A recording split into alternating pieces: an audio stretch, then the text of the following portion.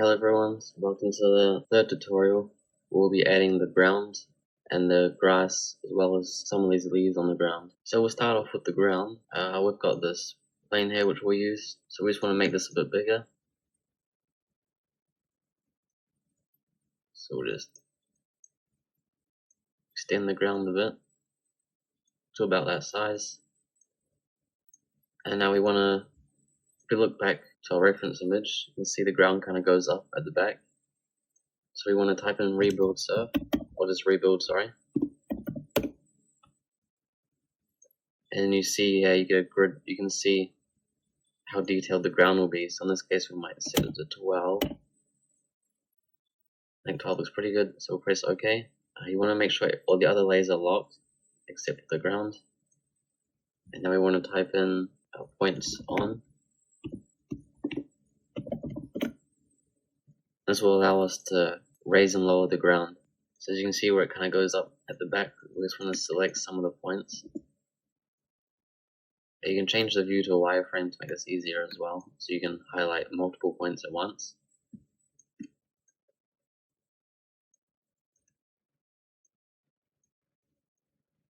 Or you can set it to shaded so you can see the ground as well. A way I like to do this to make it easier is have one view open in perspective and the other one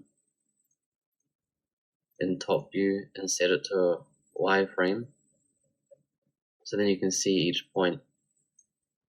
And then you can select it on the left side and then adjust it on the right side.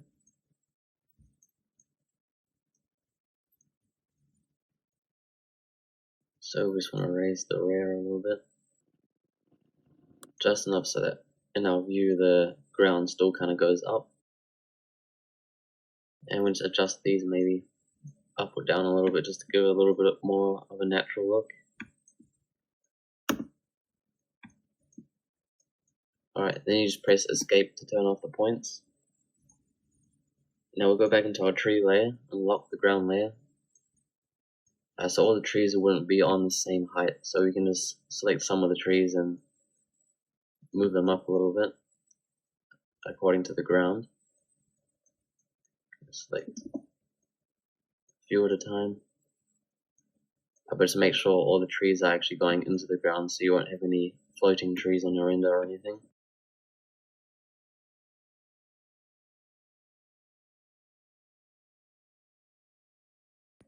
Just want to make sure the tree line isn't completely even because that looks a bit unnatural. So just raise some of the taller ones as well.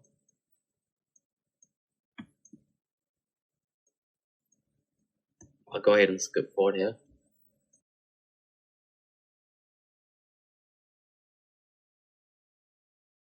Alright, so once we've done that, we'll set the ground texture first and the leaves first, then we'll do the grass in the next tutorial because the grass is quite complicated on its own. So to make the far run a bit smoother, we can just turn off the tree layer for now. So go back to our reference image, you see it's dirt around the house and then it goes off into grass. So we'll go into our top view here.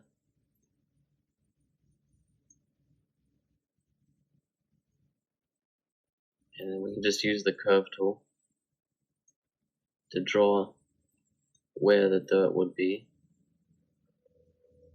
You won't really see this in the actual render, so it doesn't have to be perfect. You kind of select the point where you want the dirt to be,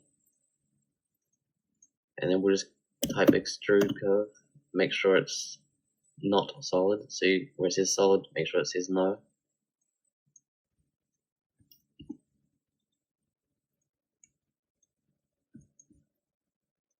And just lower this down. So you can see we'll be cutting out where the dirt will be. So in this case, just here looks about good. So we select the ground layer, type in the split, then you select this, press enter. You can delete this part here. Now, and delete the curves as well, because we don't need those. So now we've separated both of the ground planes. So we want to add our ground textures now. So we want to come back here, go back to our reference image. We got some dark soil and then goes kind of green grass. So we'll add the grass texture again, but make sure we know the difference between the orange leaves and the grass texture. And we'll find a soil texture. This one here looks pretty good, so we'll add that to scene. Let's go ahead and add our soil texture now. Same process as the first video for the material mapping. 1000 looks a bit small, so we'll try 10,000. A little bit too big, so try 5,000. You want to make sure the texture is just small enough so it doesn't get too pixelated, but at the same time you don't want to see it repeating. You can kind of see here the material kind of repeats itself. So I think maybe around 6,500. So it's good. We're adding the leaves onto it as well, so that will kind of break up the pattern. So in that case, we'll just set it back to maybe 5,500. And then we've got this big patch of land here, so we'll set this to the grass.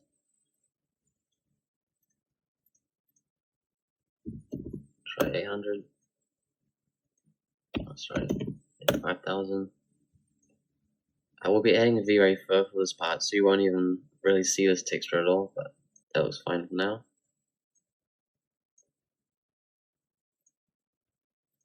Turn our tree layer on, so it's going to look something like this.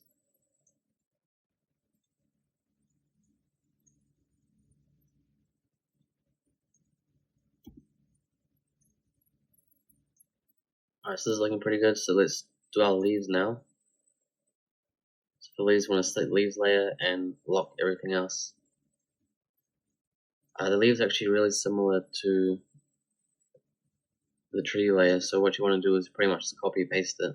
So same as the tree video before, I'm just going to skip ahead to once I've copy and pasted the leaves and put them all over the model. It's going to take quite a while. So what we're going to do first is copy and paste the leaves, but keep them on a flat plane. Just go ahead and copy and paste the leaves multiple times, but make sure to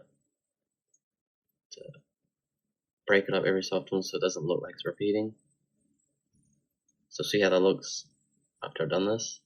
So once you've done that with the leaves, copy and paste it around. It also helps to use the block instances. As you can see here, I've grouped up the trees and put them into different block instances that help keep that file down. So it looks something like this once you've copied and pasted all the leaves around. So before we end this video, let's go into interactive mode and have a look. It'll take a while because of all the leaves. So as you can see, there's not too much coverage on the ground, but it'll be enough for this. You can always add more or less however you would like it to look. As you can see, it puts quite a lot of stress on the CPU. So we'll stop it there. So in the next tutorial, we'll be doing the grass. But yeah, thanks for watching. I'll see you in the next video.